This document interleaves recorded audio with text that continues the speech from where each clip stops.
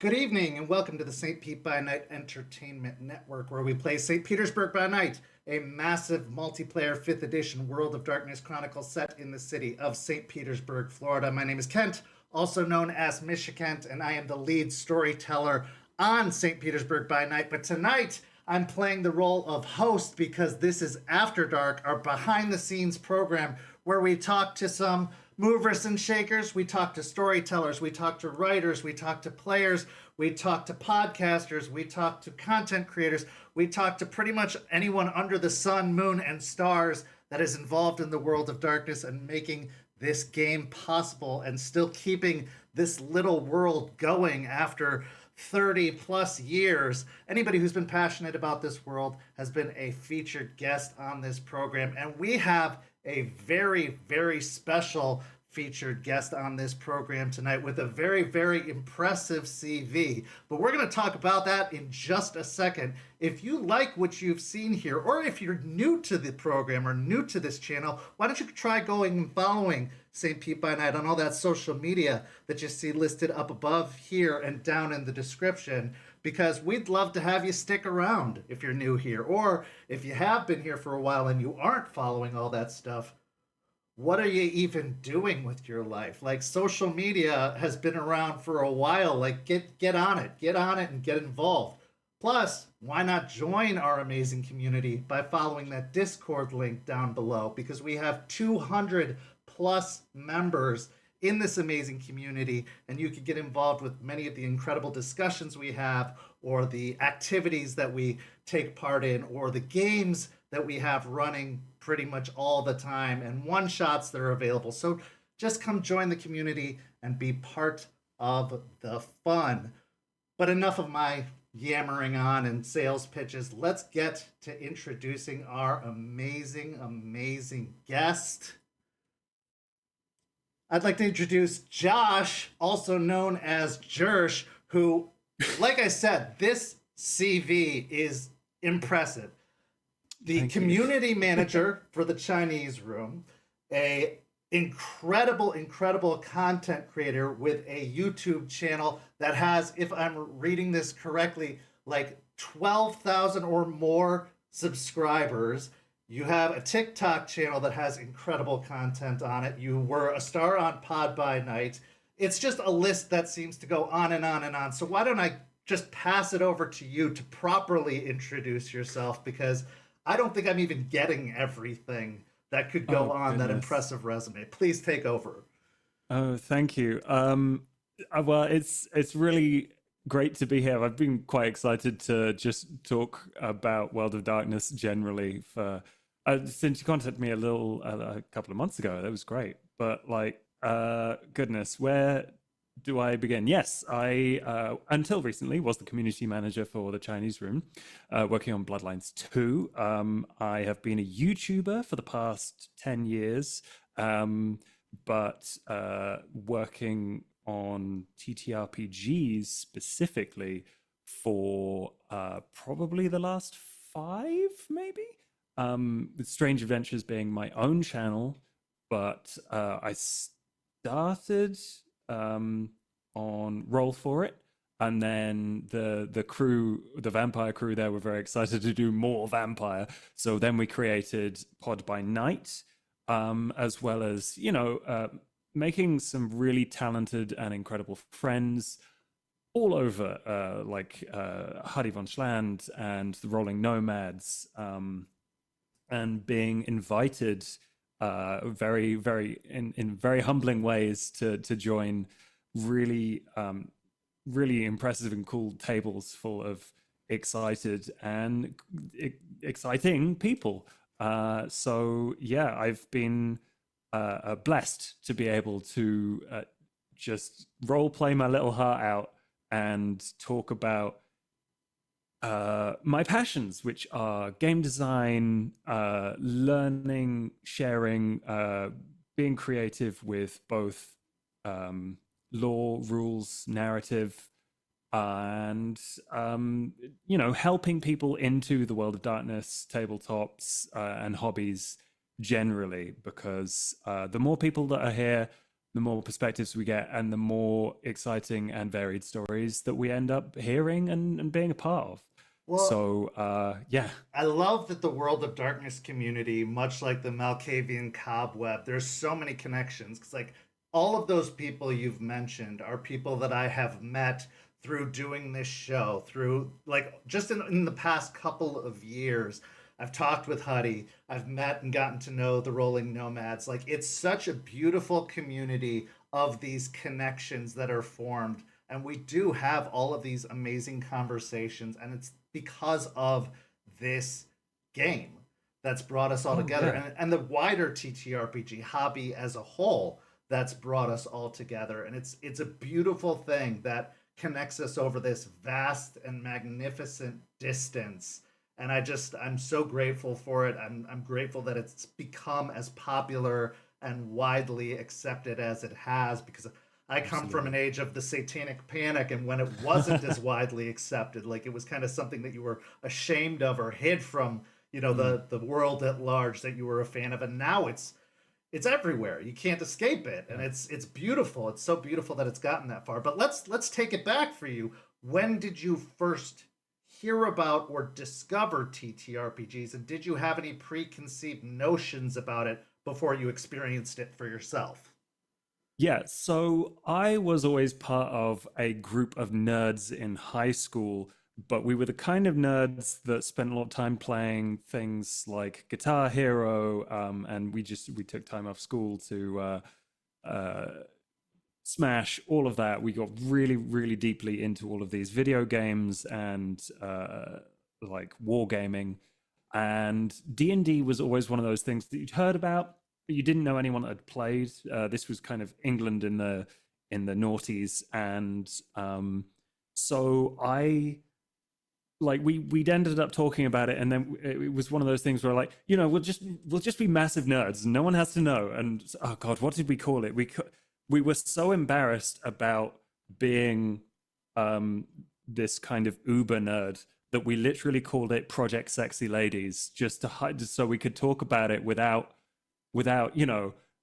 Tipping anybody damaging our off. Yeah, cred. you gotta have Yeah, that yeah. code word or code name for it. Exactly. Absolutely. Because if you said D&D out loud at high school, you would get crucified. Oh, No, absolutely. the yeah, so I ended up pirating 4th edition D&D because my friends didn't want to GM, and I just read like literally every single player and dungeon master book front to back, and I figured out the rules. No one else knew what was going on, and we just muddled our way through it for like 3 or 4 sessions with like Lego figurines, and we just like I made the worst, most grindy, dumb dungeon about saving a pope or something, and it was terrible, but it was just a ton of fun. And I think at that point it was the time of really early actual plays as well, like Acquisitions Incorporated, Mhm. and all of uh, the green text stories Right, yeah. on the not Something Awful, but the giant forums. I forget what they're called. The TTRPG Right, yeah. forums, like Silver Claw. She wrote all of her D&D stories out, and the All Guardsman party for Warhammer, and I just ravenously consumed all of these things that I could find, and they were nowhere to be found outside of these very, very specific things that people were making. And as I grew up, I didn't get to play a lot of D&D until I was in my early 20s at that point. And I kept on complaining to my friend, who was also a massive nerd, and he was like, "Well, I mean, I've got a vampire game going on." I was like, "Never heard of that."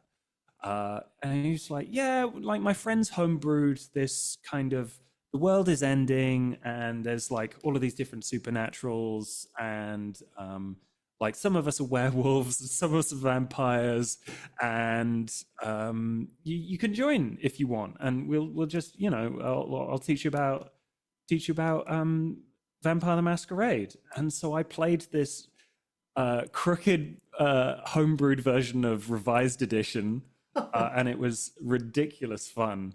And that was my longest running at that point campaign that I just joined for the next like 3 years, and it was brilliant fun. So, what do you That remember about that first character in that first Vampire the Masquerade game, even though it was a kind of a brewed, distorted version of the revised rules? What do you remember Oh about the yeah. story, and what do you remember about the character?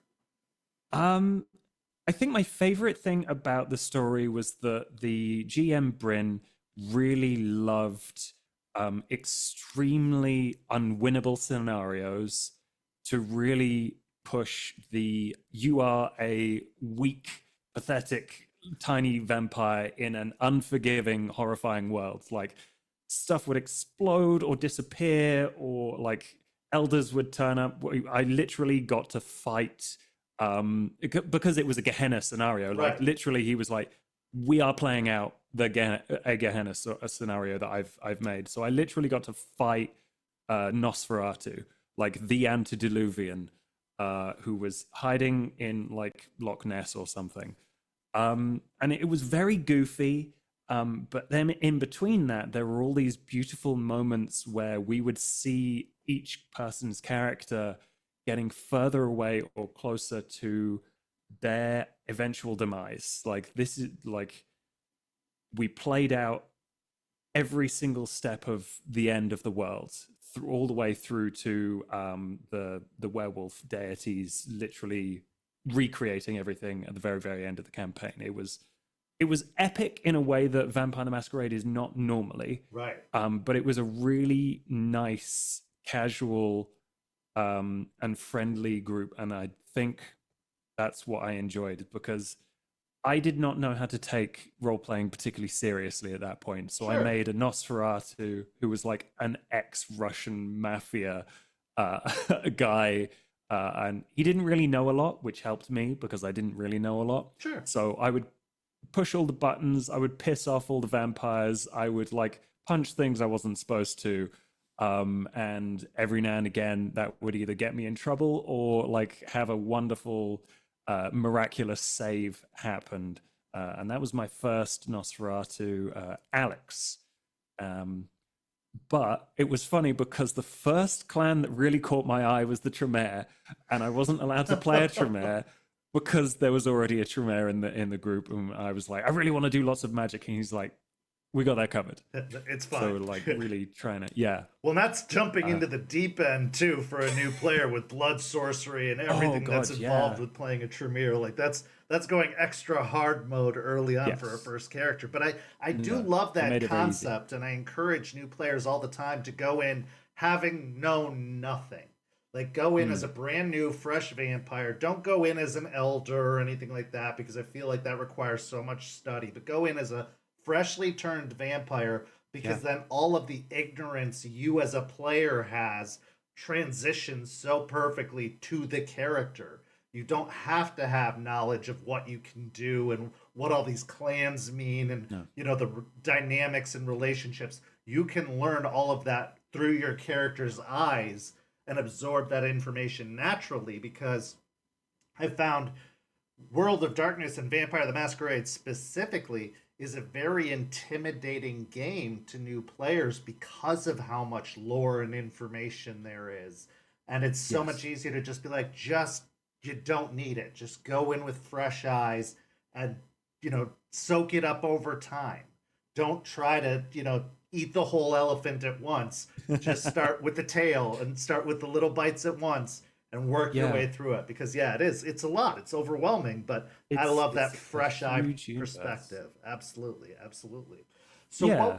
what was it about the game or the setting that really hooked you? Did you have a previous love of horror, the genre or vampires specifically, or was there something that called to you about the Vampire the Masquerade or the World of Darkness specifically that made you want to stick with it all these years? Because it is a very niche game. It's kind of a after the late 90s, early 2000s, it really did fade into the background of Mhm. TTRPGs for a very long time until recently when it really reemerged again. It was kind of a background game compared to your D&Ds and Pathfinders and some of these other games. So what was it about this game that called to you?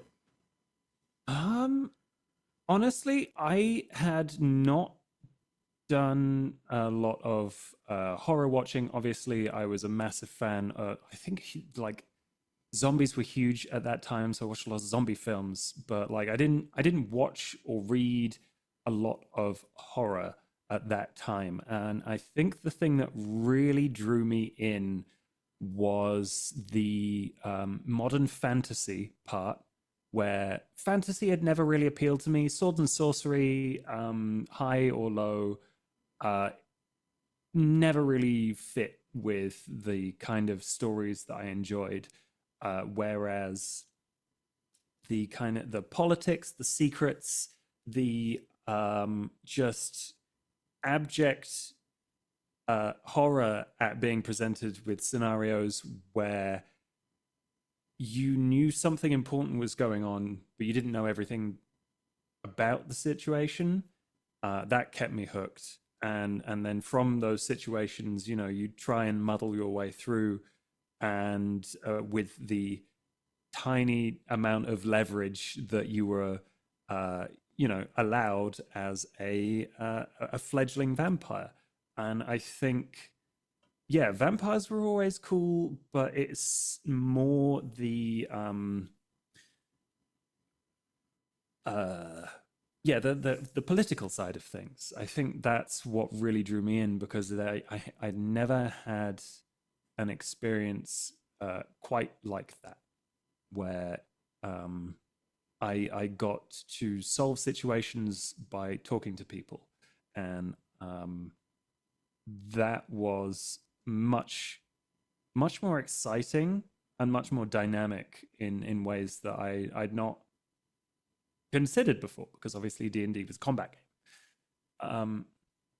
Yeah, so I think there were a lot of really new and exciting concepts to me that all kind of came at once, where I was just at a point where I needed a new universe to absorb.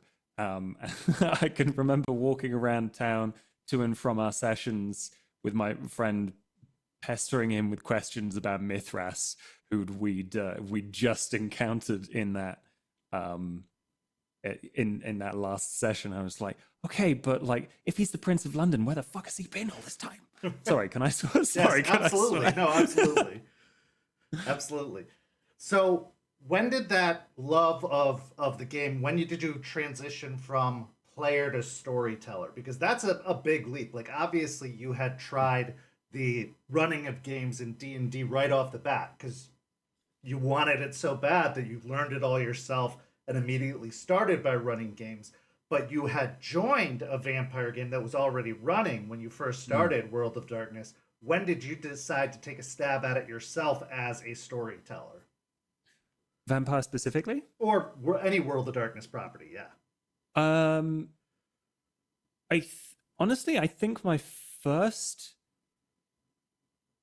Am I getting this right? Yeah, my first time GMing, or STing, sorry, Vampire the Masquerade is recorded. It is my Blood Lost series on Strange Adventures. Really? I had GM'd quite a bit, doing lots of one shots in different systems, but the advent of 5th edition Vampire was my debut into GMing Vampire. Wow. Um, Okay. and I I partly started it because I was spending so much time talking to Mathis about Vampire the Masquerade, and like a bunch of my friends that eventually ended up joining that campaign. And he was talking about starting up Shadows of SOS. I can't remember what the first one was. Silence of Shadows. SOS on Roll for It. And I was like, damn, I'm really jealous. I wanna do a vampire campaign with some of my buddies. And so I set up Blood Lost, and we just kind of went from there. It wasn't particularly well thought out in retrospect, but it was a lot of fun, and it was a great learning experience. for building things out with, you know, some of the lore that I knew, some of the new things that I was excited about for fifth edition, specifically Thin Bloods, which was the premise of that show, which like all the players were Thin Bloods and they joined, and we were all kind of learning about the worlds through that together, which I'm actually super hyped about Project Ghostlight because they're doing this a similar thing, except with much more experienced players. So hopefully that goes a bit better. But yeah. Well, and that takes so much courage too to have your first ever running of a game be recorded, to have it aired in front of people. Like I couldn't have even imagined, because I know my first World of Darkness game was a complete disaster. Like it was a complete catastrophe. So yeah, I tip my cap to you for just taking the leap and just recording the first one. That's absolutely amazing. Like, yeah, hats off to you for that. When did your gaming circle, like when did you expand out to the internet? Because like going from just Hmm. playing with friends in a local environment to the internet, a lot of people attribute that to the pandemic, obviously, when we were all forced inside and forced to expand our circles outward. When did you really find yourself kind of reaching out to the internet age and to a whole new wide array of people to find a gaming group or a gaming circle? Yeah. I I think I know that it's a very specific story actually. So I had been a YouTuber since about 2011, and I'd become like gone full professional in 2016, um, doing video game content like with indie games. And through that, I met a bunch of really cool people. One of whom was Splattercat, who was really into Warhammer 40k, and he did. He was one of the people that set up Roll for It alongside like Bentham, and I got to know Bentham. And then through that, Splattercat was like, "Hey, I got to take a hiatus from this thing, but I need a replacement player.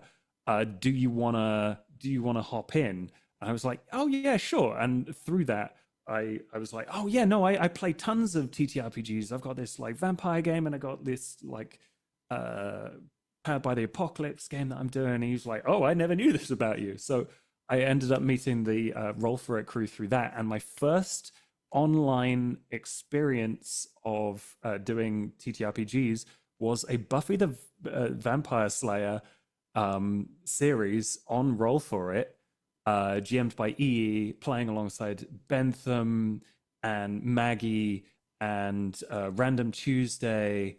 And it was like just the most interesting and like immediate dynamic between the players, where we all had lots of we didn't know each other very well, but we all had lots of kind of excitement and like a really fun dynamic where we could bounce things off of each other, and we built a very very Buffy story, and that one is called Layla the Vampire Slayer.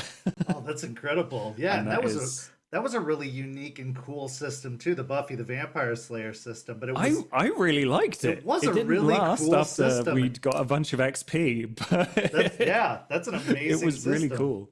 Yeah, especially Yeah. to get exposed to and again be broadcasted is a really cool thing to get your Oh feet wet yeah. on out there. That's amazing. Yep. So when did you talk to me through like getting into YouTubing as a thing and making video game content? When did you first decide to get involved with that? You said 2016, you'd been doing it since, but what made you decide to get into that avenue of doing things, and why, when did you start introducing your gaming content, your TTRPG Mm. content, and why? The very beginning of my YouTubing career, if you can call it that, It is. It's very started much back a in. career. Oh yeah, no, true. It's how I got where I am, I suppose. Um, at the very, very beginning, I was doing it as a fun hobby in university. So I was doing a biochemistry course, and if I'm allowed to get a little bit vulnerable here, I was very unhappy. And this was like a fun, creative outlet that really gave me a spark of joy, a focus, and something to really build that was just for me. And it felt so special. Um, and I was, everyone who starts out making social media content does really rubbish and slightly embarrassing things on the internet. And I think listening back to my very first videos, I was like, whew, that wasn't good, but it was sure was a lot of fun to make and learn how to make as well, because it was an ongoing process. And from there, I never stopped. I really, really loved it. And the one thing that I was really passionate about throughout all that time was, weird little indie games. I found this weird game called Minecraft. I found Project Zomboid when it first came out, and like Slime Rancher, all of these, little indie games that I was excited about. And then I found other people who were like also looking for those unique experiences. And I feel like that's something that has been kind of a thread through all of the creative projects that I've been through on the internet. And yeah, through that transition to TTRPGs, through meeting Splattercat and then Roll For It, I was like, I want kind of just to continue doing things the way I've always done them, which is build a YouTube channel, help teach people things so that I can learn at the same time. And kind of, it's very interesting. I think in a strange way, me making mistakes and saying things that are very subjective in my videos, especially teaching people Vampire the Masquerade, has taught me quite a lot through the comments, because people will just straight up like disagree in a very, very respectful manner, and they'll be like, that's saying something on YouTube. That's I definitely know. saying something. And I am constantly in awe. Obviously there's always bad apples, but like they're so easy to ignore. People write entire diatribes about why something did or didn't work for them in my comment sections. I'm like, I hadn't considered that, or that's a new way, or that specific scenario makes a lot of sense. And that sense of community and shared learning was something that I enjoyed a lot. So starting up Strange Adventures was kind of a no-brainer, where I shared that first vampire show. I shared all of the planning and insights that I'd gleaned just on the way, and getting to share new actual plays with people was just something that I always enjoyed. So I did weird random one-offs as well. So yeah. Well, one of your most impressive credits on that website or on your YouTube page, because it did, of course, do a deep dive into it, is your deep dive into the 5th edition rules. That video has 54,000 views. Like that one hit, obviously, in just the right spot, which is like really, really impressive. And one of the things that I really like about your videos, in my experience of watching them, is you have you have an incredible speaking voice. First off, let's just get that right out the bat. And the accent doesn't hurt either, coming from the American perspective of things. But you talk in a very easy to absorb manner. Like you have a very kind and calm way of speaking, but you also speak in a very easy to process way, regardless of your level of knowledge on the topic.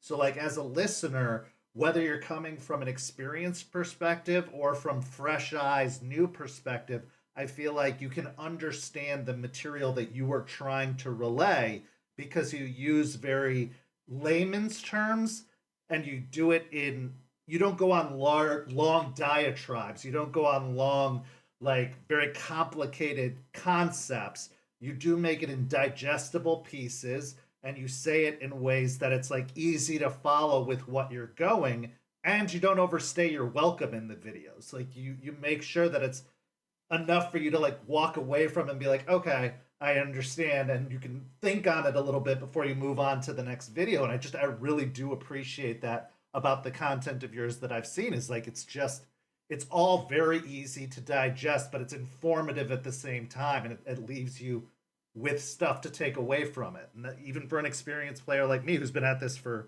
again, more years than I'd like to admit publicly, it's really good information to have. And you did work on the Hunter the Reckoning rules. You did work on the Vampire rules. I mean, you're a great source for people who are looking to learn more about these games, or are just looking to get a sampling of it to see if it's something that they'd like. Absolutely. And that's something I tried really hard to make sure that I did and did for people, because I have ADHD, and that is a battle, both in learning things but also in relaying things. So I don't know if you've noticed, but there are often a lot of jump cuts in my videos where I just entirely annihilate like 5 minutes of tangents, where I try very hard to keep myself focused, and either I have to do that through immense preparation, or I have to do that through through editing, and it's really interesting. I have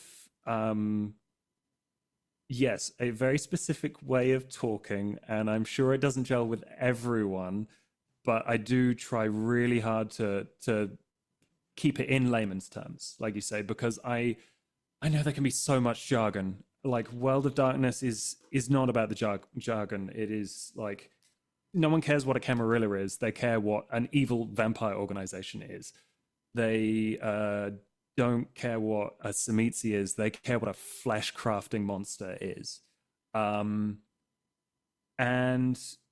I like to think that helps get to the heart of what's cool about all of these universes that I'm enjoying. And I will say I'm glad to hear all that feedback, because I'm constantly impressed and in awe, and always learning things from other YouTubers like Legal Kimchi, like AA Voigt, like Cork Boards and Curiosities, because they have such great production value, and using the visuals in combination with like this beautiful storytelling of the points that they're trying to get across is so impressive and beautiful to me. These kind of YouTube video essays. I can't do that. Well, yeah. I want to say, like, yeah. your production quality, in its simplicity, though, does show technique. Like, I would say that you do have good production quality on your videos, and it shows, because I have seen, yes, in my research of, YouTube and the internet, like, I've seen the whole gamut of, like, low quality people just shouting into a camera to like overproduced lots of visuals with very little actual substance to the videos. And I feel like you walk this nice line of it's not too overstimulating, but it's still visually appealing. Like, your videos have appeal to the point that even the way you dress in the videos, in some of the videos, has style. Like, you bring a feel and a vibe to the videos, so that the content, like, you know what you're getting into just based off of that first 30 seconds of the video, based off of how you're presenting yourself and the content you're presenting. And like, I dig it. I really dig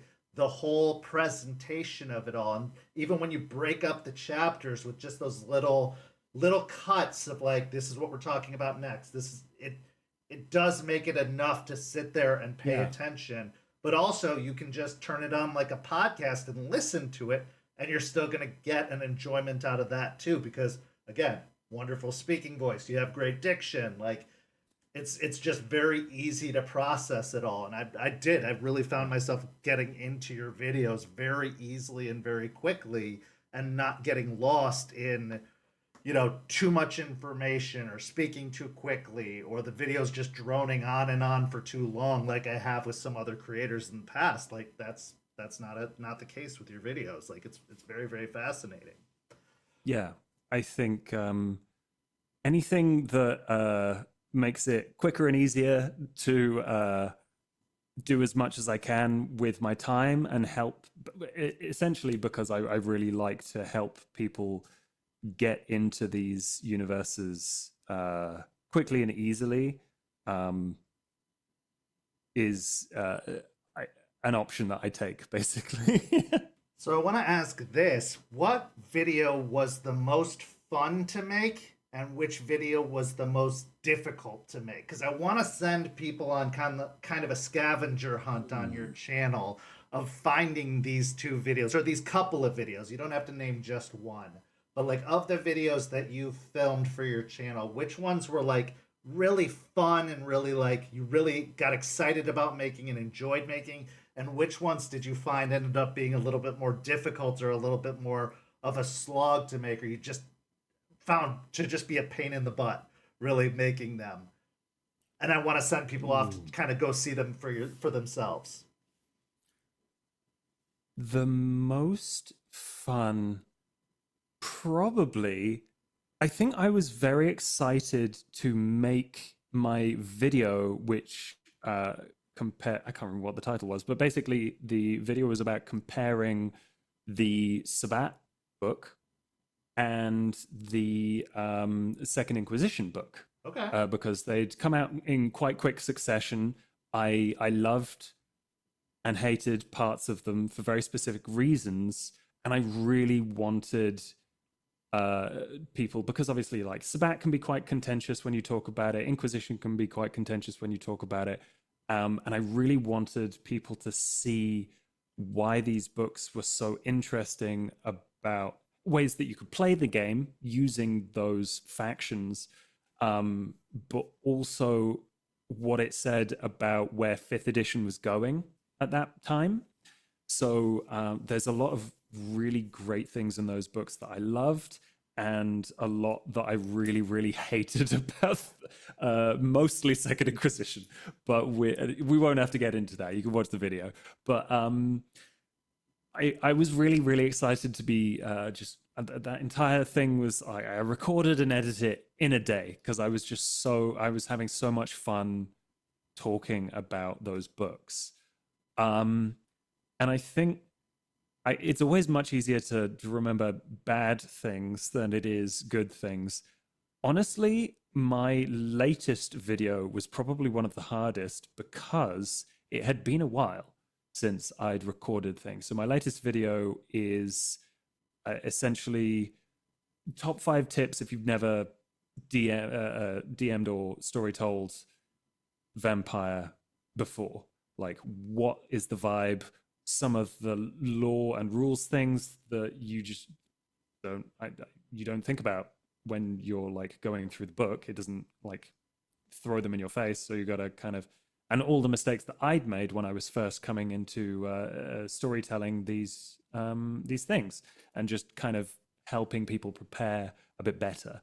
But oh, It's so I re-recorded those, each of those segments, like 5 6 times. It took so long to make that, record that video, and then to edit that video, that I was like, by the time it had gone out, I was like very, very happy that it was done. Oh, it's so funny that you mentioned that, because I was actually going to bring that up next and compliment you on that video, and really Oh, encourage yes, people to thank go you. watch that video, because I thought that it was so useful, and it Oh, was such a great tool for anybody who's thought about getting into storytelling. I'm like, this is a perfect go to early storyteller guide of just like getting your feet wet, of like yeah. stuff new storytellers should know, and it'll make them feel a lot more comfortable about the process. Because like, even going breaking it down to like how many vampires should be in a city, I love that you mentioned that in that Mm, video, because I think a lot of people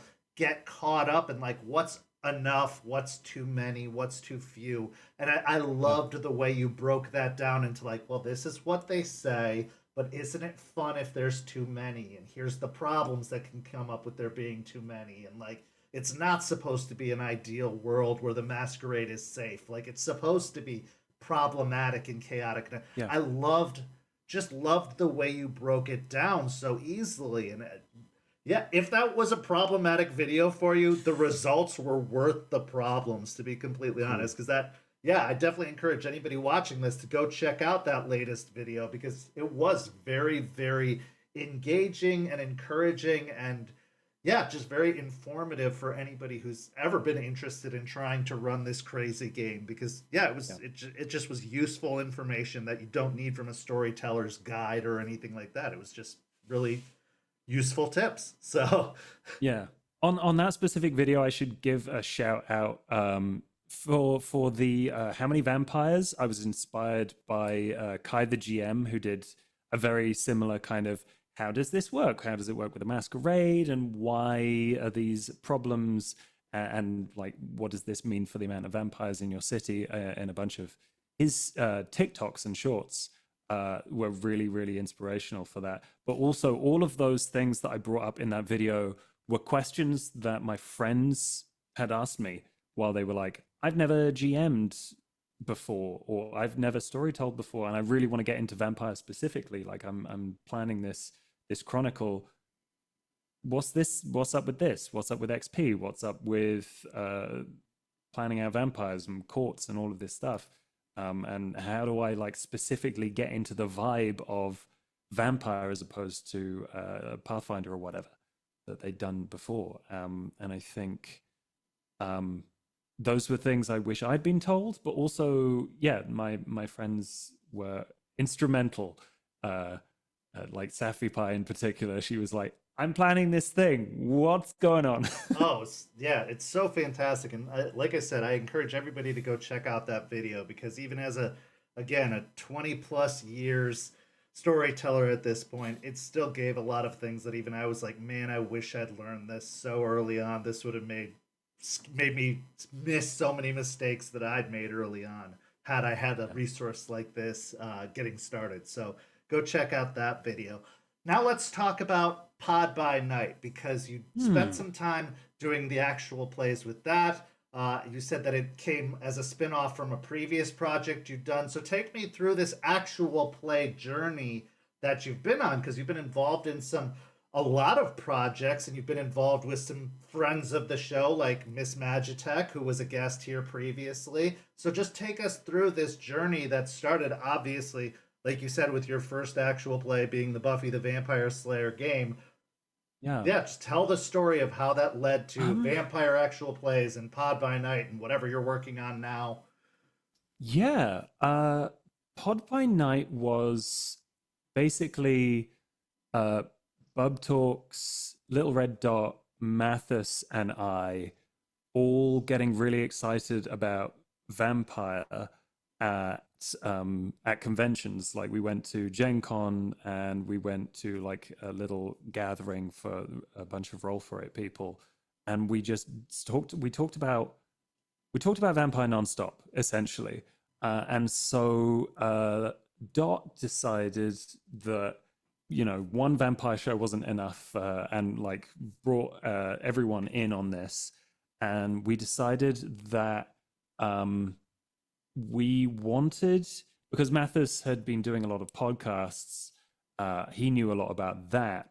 And we wanted a very audio play style that could really put the focus on character and atmosphere and with in ways that longer actual plays often can't. We really wanted a lot of editing of like sound effects and music and atmosphere and timing that you know, when you're just streaming a thing and you don't edit it, you can't get. And obviously, watching 4 hours of Critical Role can be great, but not everyone has the time for that. And we really wanted to make episodes that hit hard and, hurt our characters and got quite intense quite quickly.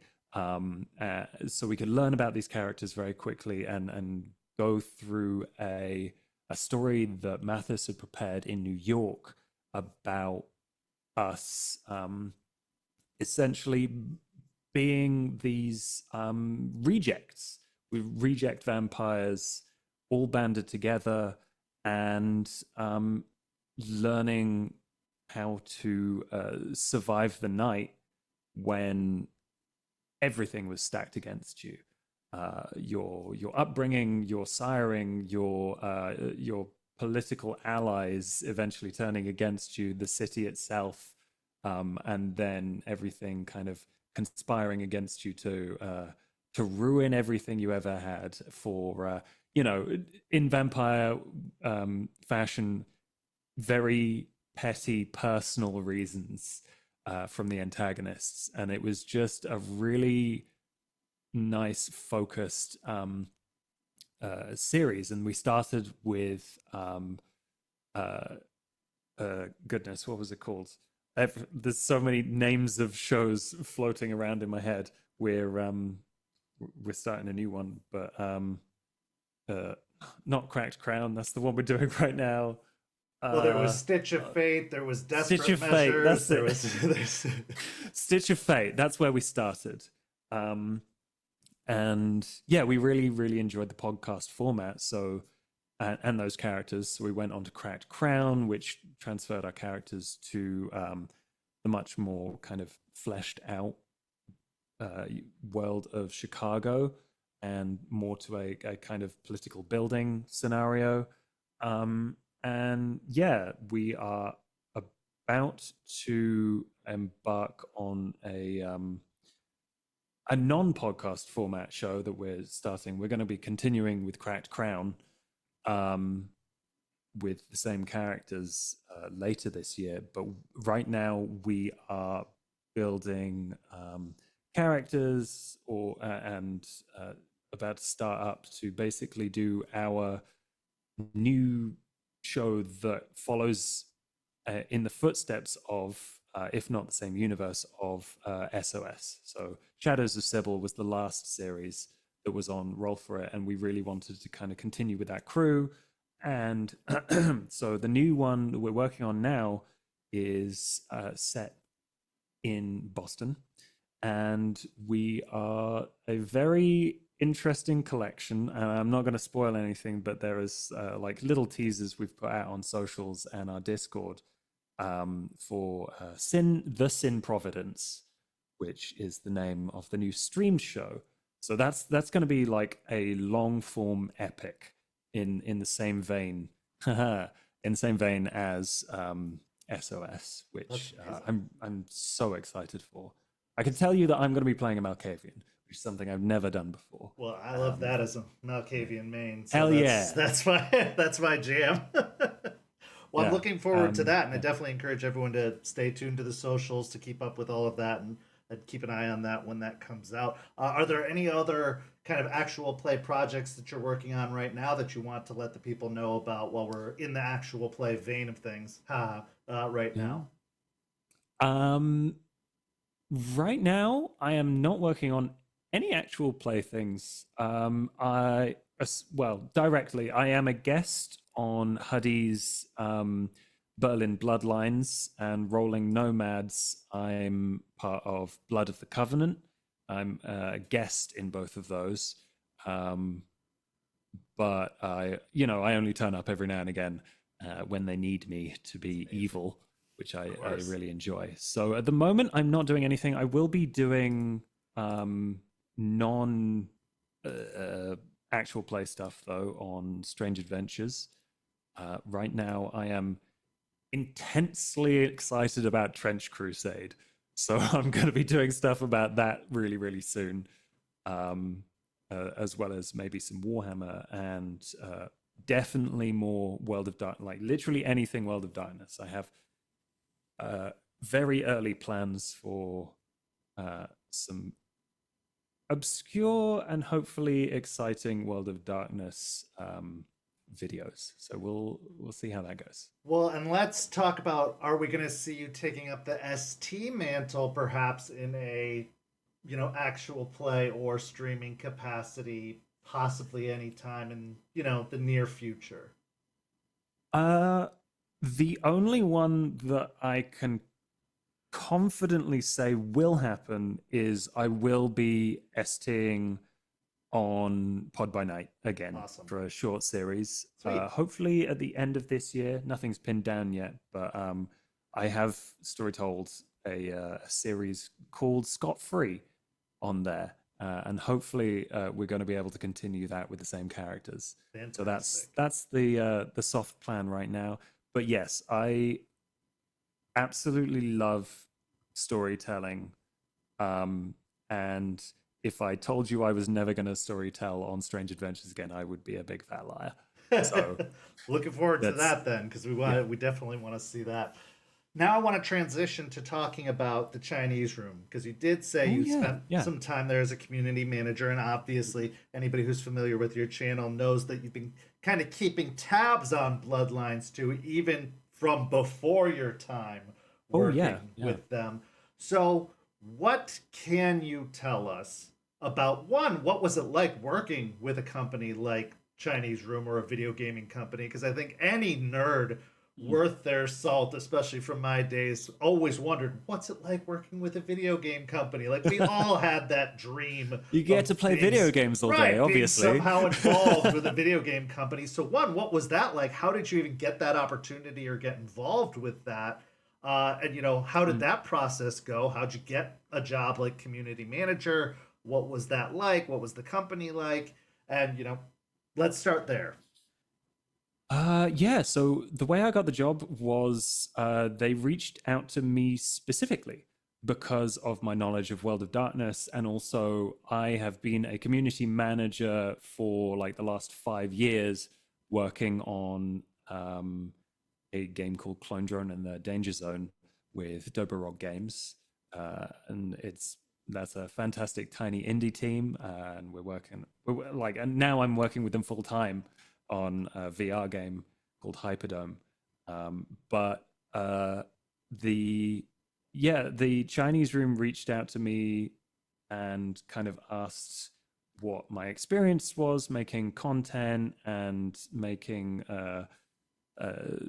all sorts of normal community manager things, and bringing people in and teaching them, as well as my experience at Dobrorog. And so after a bunch, normal job interview process is very boring. I ended up getting a job there, and only like on my, I think, so no, they made me sign an NDA. Of course. Before I did my first interview, so I did know what I was getting into. But actually, they messaged me, and I thought it was for one of their other projects. I can't remember what it was at this point, but I thought they were like, "Can you work on this game?" And I was like, "Yeah, that seems cool. Just send me all the info." And they were like, "No, sign this thing." So they told me about Bloodlines 2.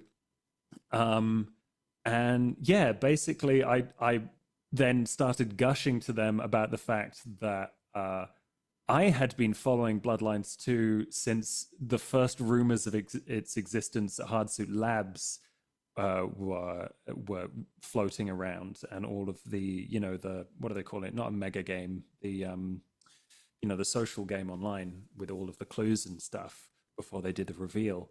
And I'd followed all of that, and I was super into all of the things that that they've been doing for it. And I, at one point, had I think I had said on a stream, and I think they might have seen it, where I was like guessing at who was making Bloodlines 2, because it was all quiet at that point. And I was like, who I want to make it and who I think are making it, I think the Chinese room might be making it. And everyone in chat was like, that doesn't make any sense. I was like, or I don't think I said Chinese. I think I said Sumo Digital, because like they do a lot of that kind of project. Um, but who I said I wanted to make it, I was like Arcane. I really want Arcane to make this game. But the thing is, Dishonored was like one of their primary influence, like inspirations on their, where they're on the drawing board for them. So they looked at that and they were like, that makes a lot of sense. I think he gets it. Um, um, and it's true. I absolutely love Dishonored, and we've constantly talked about how that's an inspiration for the game amongst all sorts of other contemporaries. But yeah, it was a really wild few months where I couldn't say anything about what I was doing, Oh, and in sure. fact, I was promoting Still Wakes the Deep and using a voice changer so that no one would guess that I was involved with Still Wakes the Deep, so that no one would be like, weird that vampire guy's working there. Yeah. So if you go look at the early TikToks on the Chinese Room TikTok channel, you'll hear a not quite me voice in a very me cadence. Oh, that's Um, amazing. it's very funny. So, what kind of access did you have with Bloodlines during that time that you were with them? Did you find yourself like Oh, involved in any of it, or were you just kind of on the no. outskirts looking in? No, I was fully on that project. I did Okay. switch to Still Wakes the Deep during the launch, the pre-launch and launch period for that. And that's it was a fantastic project to work on. But no, I was from the beginning. I was there for Bloodlines, and the team were like excitedly talking to me about all of the things that they liked about World of Darkness and Vampire, and they were asking me questions. And like I was basically doing what I normally do, which is like investigating all of the different places that people congregate, like the Reddit and the Discords, and like role play servers like yours, and to see what people were talking about and how we can like really effectively communicate what Bloodlines is to people, because that's basically a community manager's Right. Yeah. job, right? But yeah, no, I was fully on that project. I got to see the different stages of evolution of the building of the game up until I left. And yeah, they're just like a really passionate and talented team of like highly intelligent people that love their jobs, which is primarily just creating beautiful worlds, right? That's kind of the mission statement of, well, maybe not in those words, but that's how the studio sees itself. So, Um, yeah. so would you say? I assume because of your love for even this game, even before you get involved with the project, Oh you yeah. have experience with Bloodlines One, obviously. Mhm. Would you say fans of Bloodlines 1 are going to like what they're doing with Bloodlines 2? Because I think that's one of the things that we're all afraid of. Is, we've seen Swan Song, we saw, some of the other things that have been put out, and I think there's a reason people are nervous, obviously, with all the delays, with the changing of who's been making the game, with unknowns. There's so many unknowns, and it's been 30 years now. Yeah. There's a lot of It's been such a long time. worry, and a lot of pressure on a game like this. In no uncertain terms, from what you saw, one, are the people involved in the making of it people that were fans of the original game? And two, I'm trying to ask Oh game man. questions that aren't going to get Oh yeah, no, crossing I'm those I'm lines like and dancing I around it as much it's as possible. But there's like, so there's a few things to this, which is basically like absolutely there were like deep there were people that were deep into World of Darkness on that team, either just like lifetime fans or people that were into it because of working on that project, or just often because they played Bloodlines 1. Like if you go read the dev diaries, I think that is the best way to see the kind of passion of some of these people. like one of the narrative team, Sarah Longthorne, has written about why she likes Vampire the Masquerade in general and what that means for like some of the narrative stuff in Bloodlines too. And then obviously, like, there are people that are just there at the studio because they are passionate about making games. That's what they're good at. And they'd never encountered World of Darkness before, and now being part of the project, I think that's the same at literally every studio. Sure, right? Of course. Because it's like it's a big team, and not everyone can be a fan of World of Darkness. Of course. Yeah, and I think so one of the fun things that I did end up doing was, for a bunch of different groups, I ended up running Vampire the Masquerade one-shots. That's cool. And yeah, and like some of the people that it was in 5th edition, like they'd either never played a CTRPG, or they'd only played D&D, or they'd played a bunch of Vampire before. So I tried to group them up by experience, and like running them through that one scenario that I based in the Bloodlines 2 like world. I was like, I did this little story about them to kind of share what I loved about World of Darkness to them, and like I feel the feedback I got from that was that they really enjoyed it, but also it helped them understand if they'd not encountered the universe before. So it was a lot of fun being there with people, and I think yeah, it's after one of the sessions, one of the narrative designers, like, that's not because it was very early on when I joined. They were like, I think you need to play the game again, or like read the documents, because that's not that won't happen. I was like, good to know. Oh, okay, all right, good to know. So you had a lot of kind of I'm sure a lot of expectations or a lot of hopes for the game going into it, obviously, because you'd been excited for it, hoping for it. Oh, yeah. Had your own thoughts. Did you find yourself? I mean, obviously, some of those expectations and hopes and thoughts probably changed once you got introduced to what they were doing. The reality set in of like, okay, this is the direction they're going in. This is what they're working with. This is what they're planning.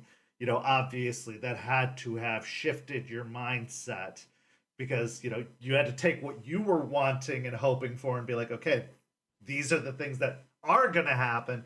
These are the things that aren't going to happen. So I got to just get rid of that, or get over the idea that this is going to be in the game, because it's not, or whatever, whatever the case may be.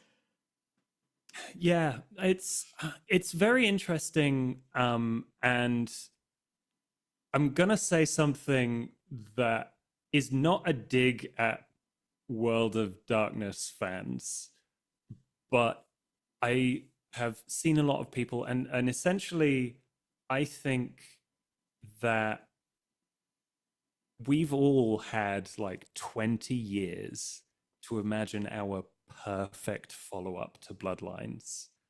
And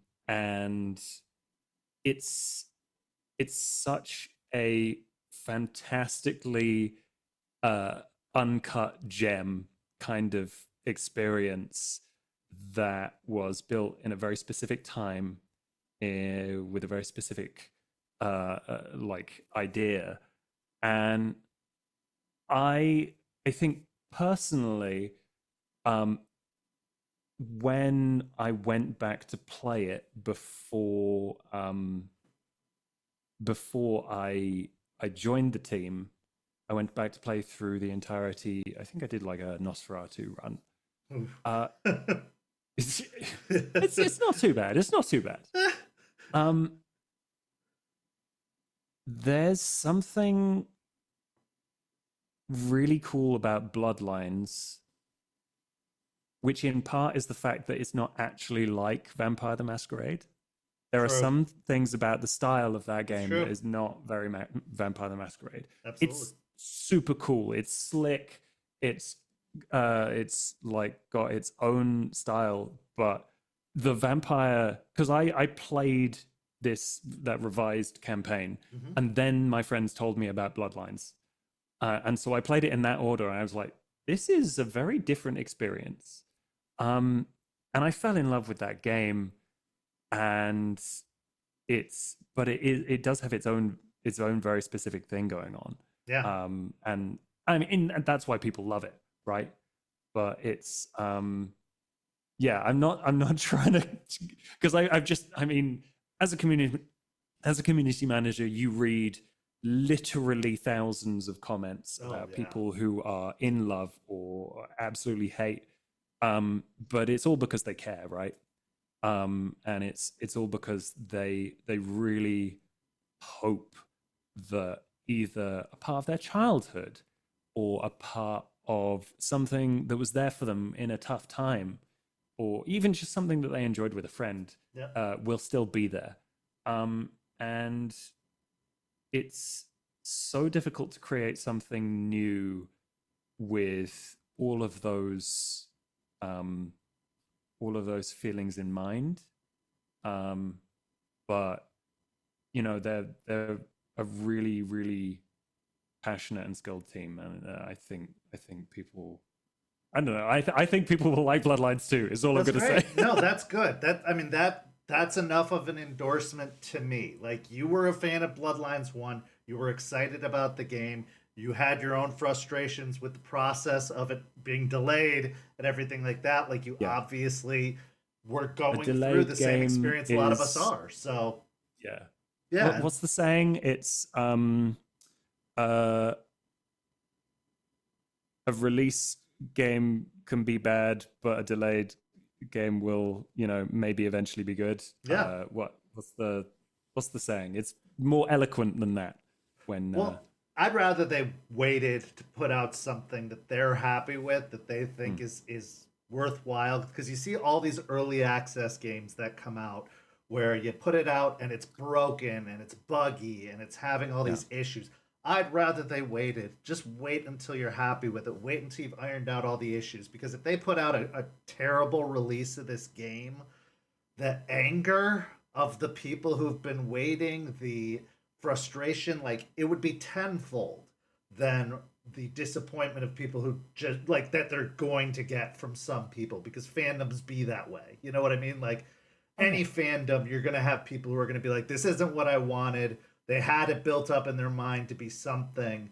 There's going to be those people. But if it came out and it was broken and buggy and incomplete, then it's going to be 10 times as bad. So just take your time. Take however long it takes. If it takes another 5 years, God, I hope not. But if it does, do it. Like, do whatever it takes. I would rather it takes that long and it comes out and it's good and it's finished and it's ready than if it came out, it was broken and they had to pull it back and they had to just keep fixing it. And it was, just, yeah, that's my belief on it is like, take as long as you need. I'd rather it came out and it was right than it came out and it was wrong. But yeah, that's a ringing endorsement to me, and that makes me feel relieved to hear from you. That's an endorsement to me that I can take comfort in because yeah, you are clearly passionate about it. It's documented on your channel how passionate you are about it, and now that you've gotten to see behind the scenes and see the people working on it and their passion, to see what they've been working on, to work with them and see introduce them to the game through your lens, and then to see how far it's come, that tells me something. That tells me good things. And the fact that you can walk away and say people are going to like this, or you think people are going to like this, that's all I need to hear to feel better. yeah, yeah. So I'm sure the opinions will vary, yeah, undoubtedly. yeah. So there is still hope for the game. That's what's going to be my next question. Is there still hope that it's still going to come out? Because even now I there are so people who literally aren't I'm not sure. involved anymore. I Yeah. have no idea what's going on. But Last you knew that it I was still mean, playing. I mean, well, they what they've said is that it seems like they're kind of honing in on a release Right. window. So that's the last thing I know as much as you at this point. That's But true. yes, That's true. it's what did they say? It's goodness, I'm gonna have to look it up. But yeah, no, it's they announced kind of the update to the release window, Coming which is, soon. yeah, We'll just say coming soon because. definitely coming soon. I think they put like a month on it or something. Oh well, good, good. Yeah. Yeah, so anybody can look that up themselves. We'll Mhm. leave it to that. But now let's talk about World of Darkness, the TTRPG, because I'd love to hear your thoughts on this. Because you come from Revised, a lot of the people I've talked to have come from Fifth Edition, and I'm not one of those people who gets into the edition wars. Like I've never Mm. felt that way. I'm like Fifth Edition introduced a whole new audience to it. I brought people in with Fifth Edition. When I had the choice between Revised and Fifth Edition, I chose Fifth Edition because I think it's much more easy to learn and accessible. So I'm not going to get into that, but I want to hear kind of what your thoughts are, because clearly it's not as complete as Revised with all the splats that were already released and stuff with Revised. I mean, that everything's out for Revised, everything's out for Chronicles of Darkness. Uh, with the direction that they went releasing stuff, and we had a great conversation with Justin Achille about this, so go back and watch that video, people, if you want to hear I about would like to watch that it's a actually. great Yeah. great chat we had about what their vision was for it when they were releasing it originally. But obviously they started with vampire, then they went to hunter, then they went to werewolf. Where do you think they're going next? And Ooh, why is it next. mage, and what should it be? It should be mage. It should be mage, shouldn't it? I really want mage. I want mage so much. I would literally write mage for them for free. I have such a deep love of mage. Um, but it from 20th, it needs to change. God, does it need to be different? Um, yeah, I really wanted to be mage. Like so I think, I hope there might be a kind of a big shakeup on the way, in terms of maybe how they release books and stuff like that. Just because I think there were a couple of things announced that got delayed a while back. I'm so behind on Well, they've got what's a being past released. dates coming out for Hunter the Reckoning, which is due out Yes. in June. And they've got Worm Fiends, which is their Yes. next Werewolf the Apocalypse book, which is sometime August, I think is what I last heard, coming out of them. But yeah, then there's a bunch of projects that are kind of up in the air that were originally. There's the the Elders book that they were going to release at some point for Didn't they? Vampire as well. Didn't Elders come out with Gehenna War? No, they have There is an another. Elders part in Yeah, that there's book. another one that they're Yeah. releasing though that Oh, is okay. pushed back. Oh no, Oh, yeah. it's No, that's you're right.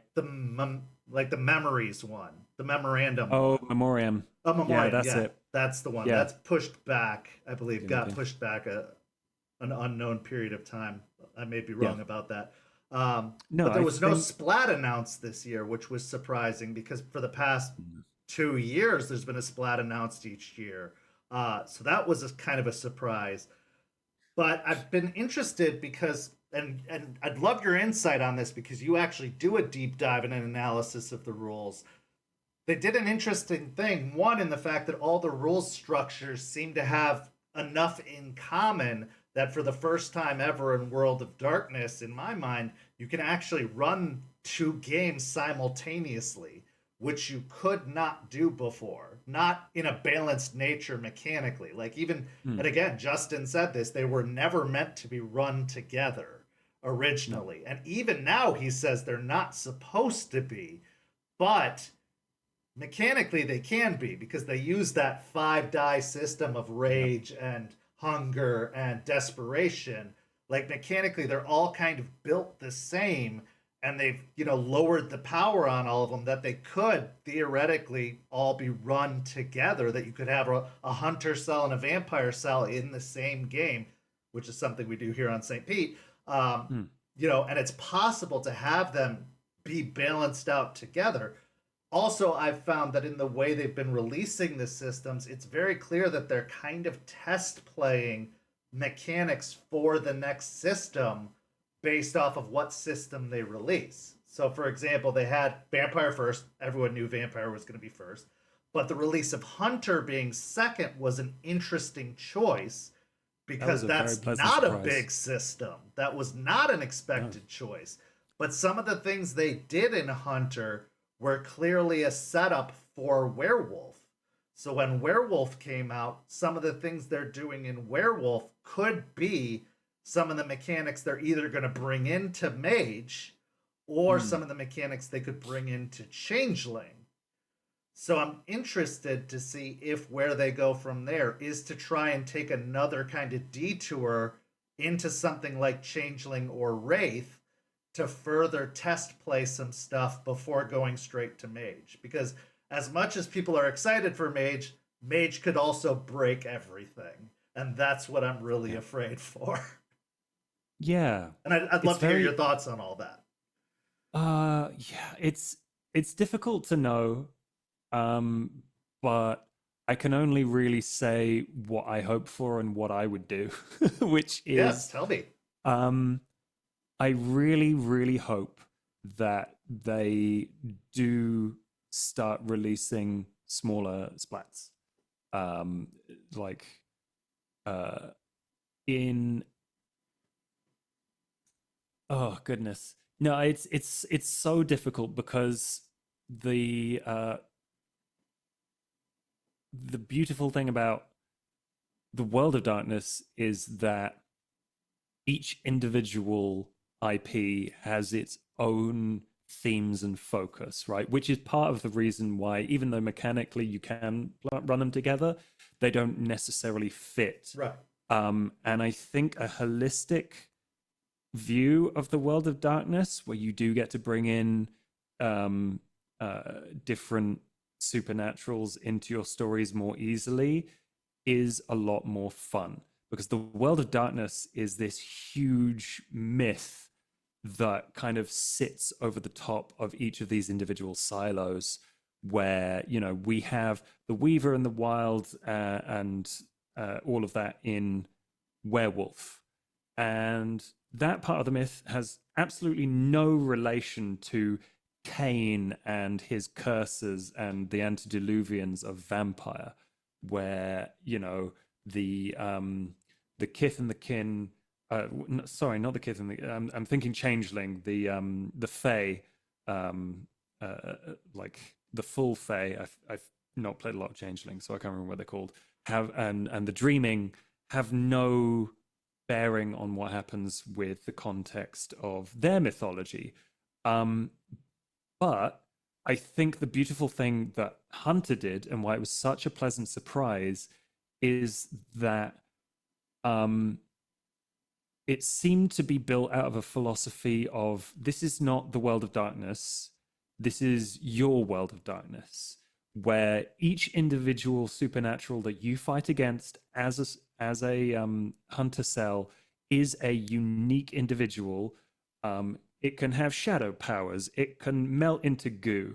It can transform into a giant wolf, but it also happens to be made out of fire or and be inhabited by the ghost of a little girl. Like, literally, the only thing that matters there is the scariest thing that can happen and the most surprising thing that can happen.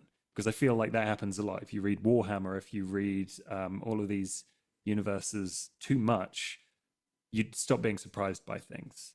Yeah. And so, like, I think probably both of us, we've spent a lot of time learning about Vampire. And if someone turns up and they've got a huge tall head, you're like, weird Samitsi.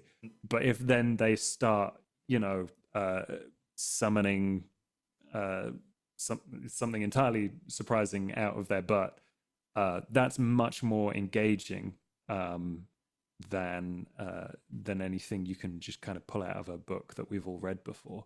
Well, I appreciate the Monster yeah. Hunter quality of it, that it does really appeal to the like supernatural fans of like, you're just fighting something, and it could be something drawn out of myth, it could be something drawn out of folklore, it could be just anything. It doesn't have to be from canon World of Darkness that's already established. You can just make something up. Mothman might appear. Like who knows? I literally use Mothman in one of my games. It's so much fun, and like even in the book, they're like, this guy is an old racist ghost and he flies around on his giant flaming galleon. And you're like, well, I don't think that's a wraith, which is great. And it's so important to be able to do those things for new and old people at the same time, or like into the newcomers and to the world of darkness. And I think a lot of that is in the preparation of the books, where I think that became a problem for Werewolf was that there were a lot of, supposedly I feel like it was spaces for you to generate your own narratives just became questions unanswered for people that needed to know things about the universe and how to run their game and the themes of the game. Where Hunter has a very clear like antagonist and motivation for your characters, which is protect your hometown or your loved ones from the scary dream monster that you don't know what it is and you don't know how to fight. That's a very kind of clear fantasy. Werewolf doesn't really provide that in the same way, where eco freedom fighters is a cool and really good concept, and it's worked for a long time. And they introduced like the Harano as well as the Oglusk. goodness, Oglusk. Having both of those is really really cool, and they introduced a lot of cool stuff. But yeah, there were a lot of gaps where I feel like they could have put some structure in there to really instead of being like, oh, it could be anything, it's like, no, this is the inspiration for then it to be anything for you. Yeah, and just more places for people to create their own worlds of darkness in their own home games, or fiction writing, or literally any way that they want to engage with World of Darkness is a big boon. And I feel like there are a lot of really cool opportunities for new people to engage with World of Darkness through like hopefully they'll get the TV show or a film done. That would be just the most incredible thing. And just or even animation, yeah. like with what they Animation can do would with be animation, like fantastic. forget Yeah. live action, just do an animated show. That'd be incredible. Absolutely. Yeah. And just new ways for people to get into it is what I hope for it. And releasing Mage, I think, can be part of that if they really hone in on the I'm magic and I'm dealing with cosmic horror entities, or the horrible things that the consequences of my magic have and Cash can in on do. that And Doctor Strange fandom. yeah, I mean, yeah, it deals with demons. It's unknowable consequences of powers that are incredibly wide and varied, but are in reality beyond you, right? Yeah. That's what we love about Doctor Strange. It's what we love about, goodness, what are magicians in media. But like, yeah, Yeah, absolutely. that's what I hope for. Is just like ways for new people to and like a bit of a reinvention. So one of the things that has been really kind of frustrating for me with the fifth edition that I feel like they can't figure out what they want to do with, but it's one of the things that I loved most about the old editions, meta plot. I loved the meta plot, and I know this kind Yeah. of feeling for a lot of people is varied, and it was really surprised to hear that Justin Achille hated meta plot, and he actually didn't want meta plot at all in fifth edition, which again, surprising to me because it was such a No, foundational piece of World of Darkness for the longest time. I personally loved it. I loved the established NPCs. I loved the established cities and lore and everything like that. What do you feel about meta plot? How do you feel with how they've incorporated it into 5th edition? Would you like to see more of it? Would you like to see more of the like city books and the like By Night or Rage Across books? Would you like to see it brought more into the forefront? Because I felt like they did kind of do it with like the Camarilla book and the Sabbat book and the Anarchs book, and obviously Chicago by Night, Fall of London, that kind of stuff. But then they immediately pulled back and stopped giving any information at all. And then with Werewolf, they were like, no meta plot at all. We're resetting Yes. the canon. We're forgetting it ever happened. But then they brought back, they put out the Shattered Nation book, which had lore sheets and it had meta plot and it referred to things that happened in the old editions, even though they said we're resetting the Yeah, we're canon. not So there's a doing lot that. of contradiction Yeah. in It's all of this. So how do you yeah. feel about how they've used it? Do you want to see them use it? Would you rather they didn't use it? What are your feelings on Metaplot as a whole? Do you like it? Do you like the lore that they have in World of Darkness? Just let's talk Metaplot for a minute here. Um so like I say, from the first time that I played Vampire the Masquerade, I was deeply invested in learning about the meta plot. Like it was literally a Gehenna campaign, which is the meta plottiest of meta plots. Um I was meeting all these canon characters, and like even though it was a bit more superheroed than maybe the standard vampire game was, that was really cool and very investing for me. And I think, like you say, metaplot is foundational to what makes World of Darkness exciting. Did they do a bad job initially? No. I think the release of 5th edition introduced some of the most exciting meta plot in terms of the Vienna Chantry, in terms of Thin Bloods, and introducing one of my favorite characters, Fiorenza Savona, Prince of Mexico City, and having all of these, and with the Beckoning and the Gehenna War and all of this Murder of stuff that Harderstadt. Like Hardestadt getting his head blown off. Love that. And like with the Ministry and the La Sombra and the Semitsi and all of these allegiance changes that are not only interesting for old players, but like I keep saying, new players just have a very easy kind of few hooks into the larger world. Metaplot was also a huge downfall of previous editions. There was too much of it. It got too complicated. It got too deep, and it got too restrictive. And I think that's inevitable when you've been building a game line for 10 plus years. But we're now in a phase where there isn't a lot of progress on those meta plots. I would really love answers to I know they released a Gehenna War book, but it didn't really have anything in it about what the Gehenna War was, or any like deep options on what you could do with a Gehenna War in your campaign. Which I thought it was a great book, I really did, but that was like something that irked me, and I wanted to know more. So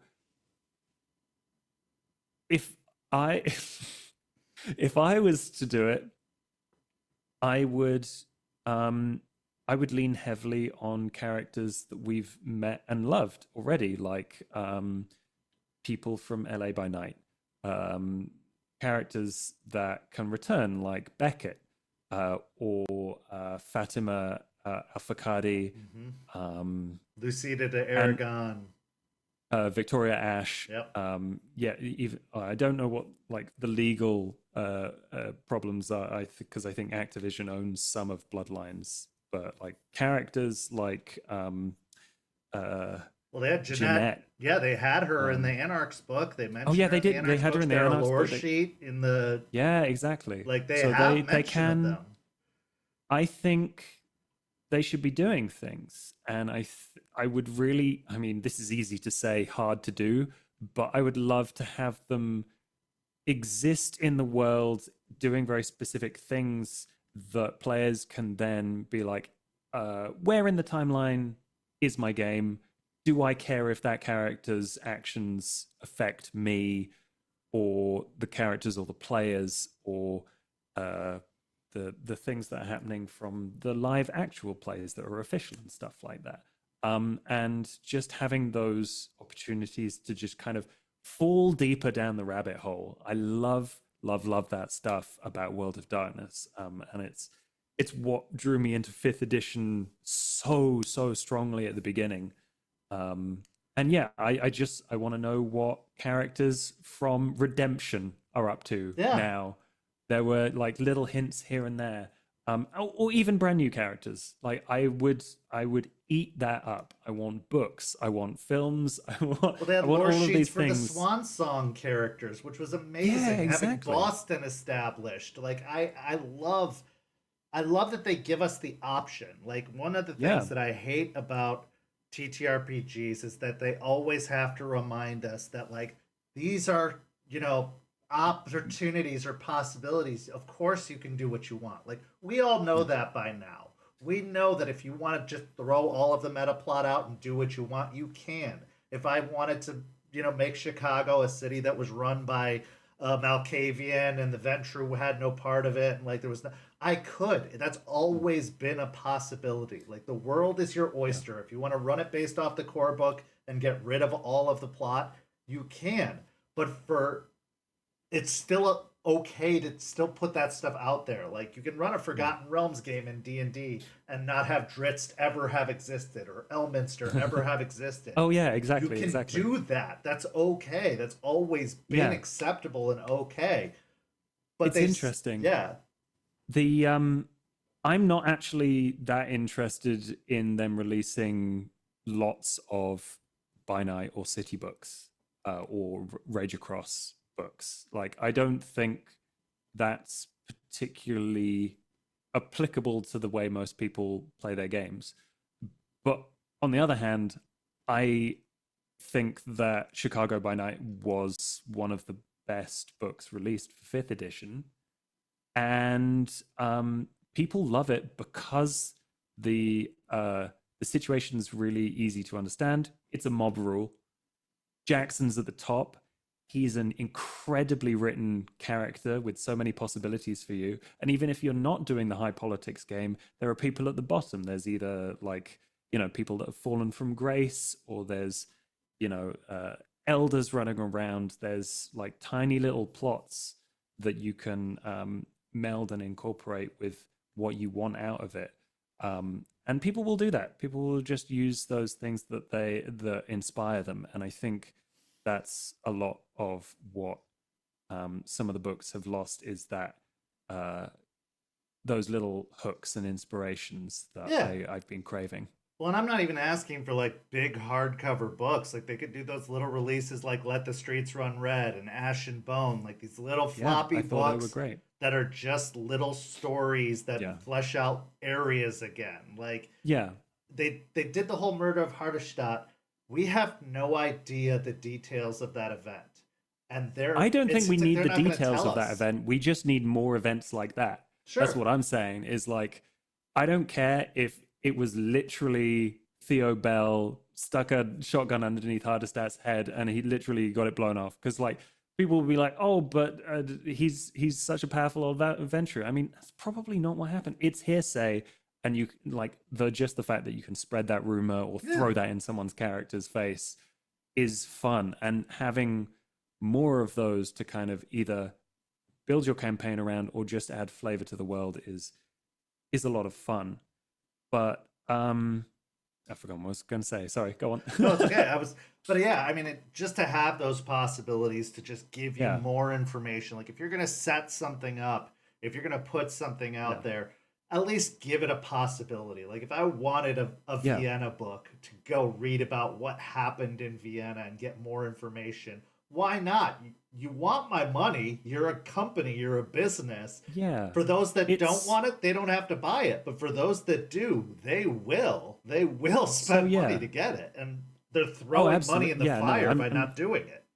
I don't know if they're throwing money in the fire. I think so. I'm totally like airing all of my frustrations with World of Darkness here, but like the things that they've done for the community have been absolutely fantastic. And I am only saying these things, just the audience know I have a vampire channel. I absolutely adore World of Darkness, Me too. which is why Yeah, I'm I think not it's trying important to talk about. Oh yeah, no, exactly. There's a few layers to this. I feel it would be really cool to see like the Gehenna War and Beckoning storyline progress into something else. Like elders have gone to the Middle East or to like various places around the world to do mysterious objectives called by their blood. And what? And I think that's something we can answer, but those are questions that World of Darkness needs to kind of pose to its next stories that it produces. That I would really love to see that. And then there's the kind of meta layer to it, which is the fact that publishing books is extremely expensive and hard. That's true. Making games is extremely expensive and hard. And these are industries that have fallen on tough times. And like the creatives that are in there really want to do these things. Sometimes even the companies really want to do these things. And it just becomes so difficult to actually make it happen sometimes. Where I'm sure they're working really hard for things that we've just not seen yet. Like TTRPGs, video games have fallen on hard times. And getting video games funded is harder than it's ever been. Getting books paid for and even printed is harder than it's ever been. So while that's not really our problem to fix as fans of this, it's definitely something to keep in mind. Yeah, that's fair. That's fair. Yeah, I think that's my caveat to my rant of I want more stuff. No, absolutely. And that's, you know what? That's a perfectly legitimate statement. And I think that, yeah, I can back that entirely. I also come back to make it a PDF. You know, like make it a PDF, and if you get enough interest, then try to print it. You know, make money off the PDF and then print it if it gets enough interest. If it doesn't, then you don't lose out. You got the money off the PDF, and you can just leave it at that. Like, there are alternative ways to still make these things happen. Storyteller's Vault, perfect example. No, absolutely are. There's stuff that's being put out and making money that they could also cash in on if they like. And there's people who are willing to write content, and there are people are obviously wanting this stuff. That's not to say that there isn't legalities and all these other things. And like you said, it's a business. There's so many other elements to think of that we as common fans don't know about. And so obviously it's a lot harder than it seems. But at the end of the day, it's like, yes, that's true, but there's got to be other alternatives that are being ignored. That I'm like, well, why not try it? Crowdfund it. So, like, do a Kickstarter for a Vienna book and see what a lot of Kickstarters. Yeah, go ahead. Sorry. No, I was going to bring up Kickstarter as well. I know there've been a lot of really successful Kickstarters. The one I'm looking at the moment that I think has been fully funded is Riverbank. Has that been fully funded?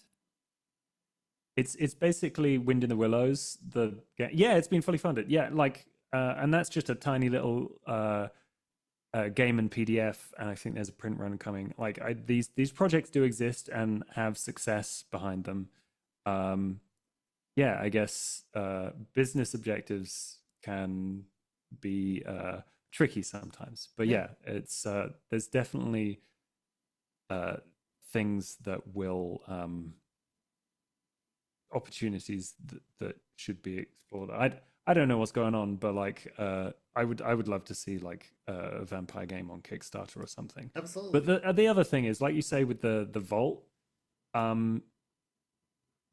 it's an extremely creative community. Like people are making up their own stories, their own interpretations, literally all the time. So if there's nothing official, this community is so enthusiastic. We will fill in our own questions and answers and build our own things. And people are doing that all the time. And honestly, I can't remember who said it, but I remember a quote from like a TTRPG designer of a few years ago that I heard that I thought was very funny, which is the trick to TTRPGs is getting to people to pay for something that they can imagine for free, which is pretty glib, but the real world of darkness exists in our heads. That's where it's always been. So as long as people enjoying it, that's the most important thing. Wrapping up kind of our conversation about the world of darkness, what are your hopes for the future of the world of darkness? You said you want Mage to come out next. That totally makes sense. I think everybody would like to see at least the three tent poles of World of Darkness be out, which are Mage, Werewolf, and Vampire. Those are the three pillars. As much as others want Changeling or Wraith, or obviously we all want those too, but the three we all want pillars. Demon the Fallen, right? We all want Mummy the what was it, Resurrection, Mummy the Promethean. But yeah, I mean, like, what are your hopes for the future? Because you talked about like the release of books and stuff like that. You had feelings about that. What are your hopes for the future for the World of Darkness as a whole?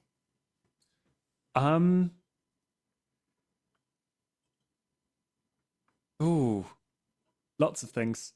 Give me a few at least. It's definitely. So number one, Mage. Honestly, I want Mage completely revamped. I want Mage to appear in it to be like a completely revamped and very cohesive world and game, because like going back to the tome that is 20th is intimidating, and I think there are so many missed opportunities in that kind of narrative style for things I would love to see. But on a grander scale, I want to see World of Darkness expand in the way that Warhammer has. I want to see books and animations. I want to see people like finding their own way to engage and having the opportunity to engage with it in all sorts of ways. And I think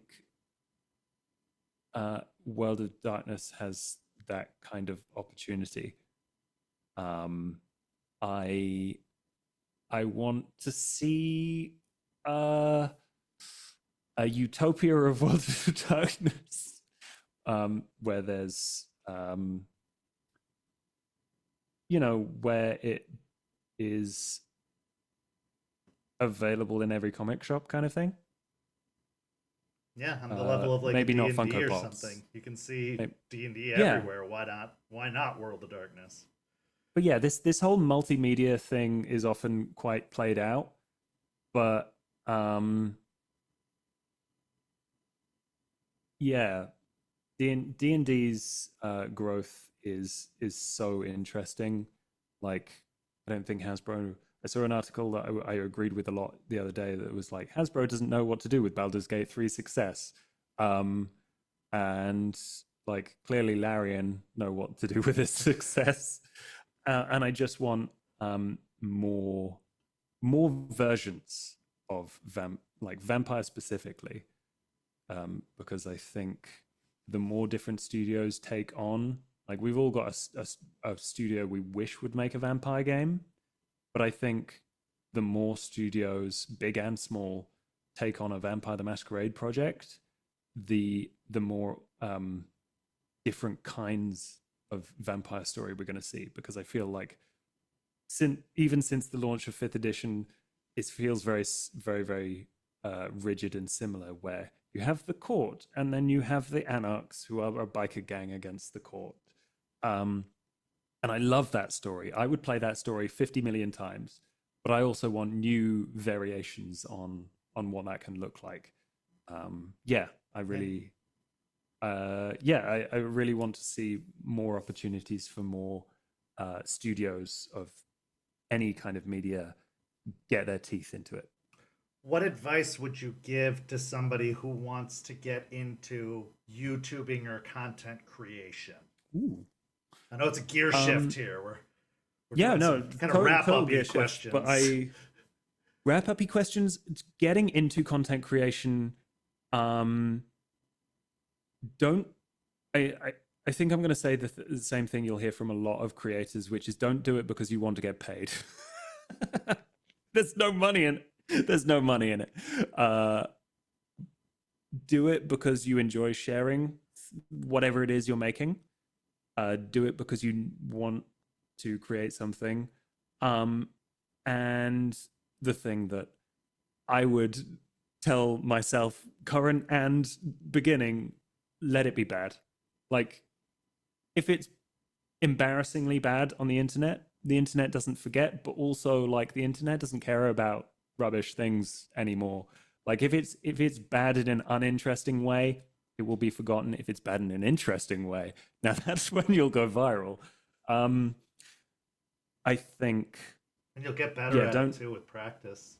It's practice. It is a lot of different skills making things just from a YouTubing perspective that you'll learn, and like don't put too much pressure on yourself. There are a lot of numbers involved, and the numbers have to go up, but they don't have to. Like if you're enjoying yourself making something, there is that reward of having a community build up around the thing, and seeing you yourself get hundreds of views.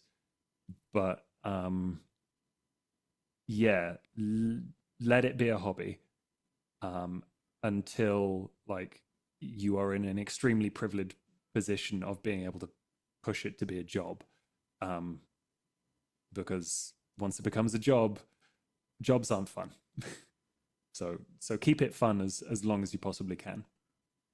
It's a good one. It's a good answer.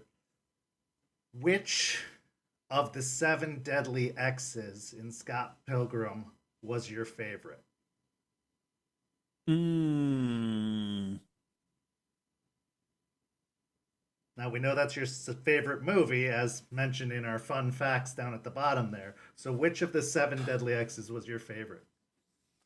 Okay, let's do it by process of elimination. Katyanagi twins, really cool, like summoning fight scene. Not particularly interesting. I think it's Todd. Okay. I think it's the psychic vegan. Yep, psychic vegan. He's such an idiot. And then he loses because he's an idiot. So I think him, and the first one, what was it? He's played by Satya Baba in the film. Right. Yes. Yeah. He summons the dancing girls, the demon chicks. Yeah. And that just like first fight sets the tone for the entire film and books in a fantastic way. So I think he's definitely my second favorite. Did you see the Netflix series that they released, which was like the alternate universe version? I loved that. The alternate universe one was so good. It was really enjoyable. I literally signed on because I thought I was just going to watch Scott Pilgrim again, but then it became something else, and I was really happy because obviously, in hindsight,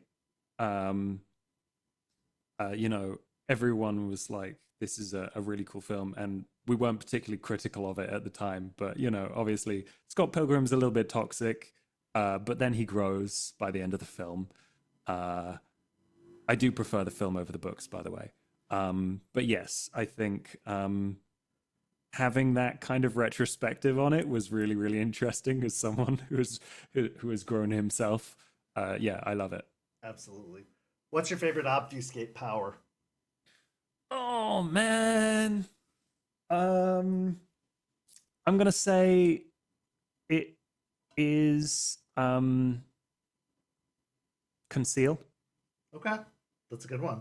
Where you can like hide an object or hide a like location or something like that. Yeah, exactly. I think that's so much more interesting than hiding yourself. Obviously, having it linked into Ravnos was also really, really cool, and into chemistry. I really love that with the illusions. Makes so much sense having chemistry as part of obfuscate. But I think conceal, just like making something else invisible that you want to hide. How do you make the perfect gin martini? Pay for it. Get a professional. I'm not a mixologist. No, it's fine. That is a perfect answer. Honestly, just get a professional to do it. That absolutely makes sense. My last question for you is, what do you envision for the future of Strange Adventures? Like, what do you have planned? What do you have coming up? What would you like to see happen with the channel? I mean, you've already experienced so much success. You have so many subscribers. You have, like, the amount of views you get on your videos is incredible. Like, what do you, where are you going from here? Where, like, what mountains do you have left to climb and conquer? Because it's so incredible what you're already doing. Where else do you want to go from here? Honestly, because this is more of a project of passion for me, I have not set myself any particular lofty goals. I am happy to just keep making videos about Vampire and World of Darkness and video games and vampires in general and role-playing in general, in the same way that I have been. And I am not putting any pressure on myself to like gain any particular number of subscribers. Obviously, it'd be cool if it grew. I really enjoy being part of the TTRPG community, but something that I'm going to be moving into, because I've gotten deeply into it, is Trench Crusade. Come out. I paid way too much money into that Kickstarter, and I'm just really excited about the potential of that world, as well as I am so in love with painting miniatures. So that's something that I'm going to bring to the channel as well. All kinds of miniature making and all the games and the stories that come along with that. There are things that I'd like to do that I probably can't, like battle reports for tabletop miniature games.